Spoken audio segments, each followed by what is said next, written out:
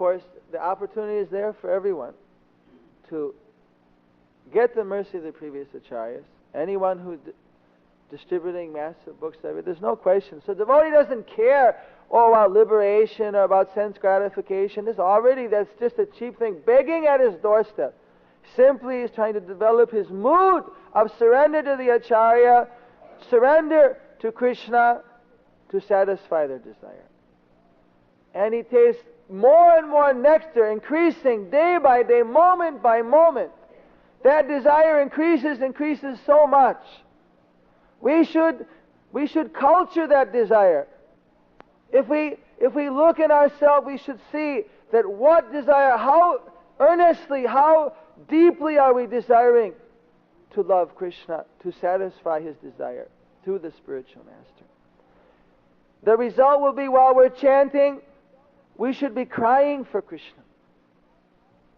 We should be crying for Krishna. Every time we chant, Hare Krishna, Krishna Krishna, Hare Hare, Hare Ram, Ram Ram, Hare Hare, we should be crying for Krishna. If we're not crying for Krishna while we're chanting, we should know that our heart is very hard. We are very fallen. Therefore, when we are saying Krishna, instead of our heart melting, is staying like a rock. We should be feeling so sad that while I'm chanting, I'm not crying. My voice is not choking up. My eyes are not filling with tears. My hairs are not standing on end. I am not quivering in my body. My heart is so hard.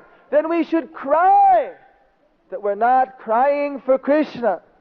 And if we are so hard-hearted that we are not able to realize how unfortunate it is that we are not crying for Krishna to the extent that we're not crying for Krishna, then we should deeply meditate, and then we should cry that we're not crying for Krishna.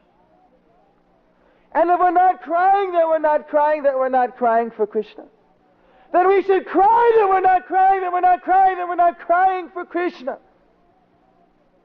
And if we're not crying that we're not crying for Krishna, then we should cry that we're not crying for Krishna. And if we're not crying that we're not crying for Krishna, then we should cry that we're not crying for Krishna. In other words, at least we should be crying that we're not crying for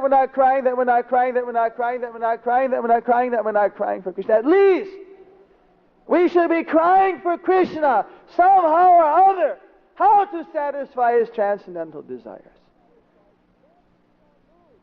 That should be our mood. So intense, so fixed.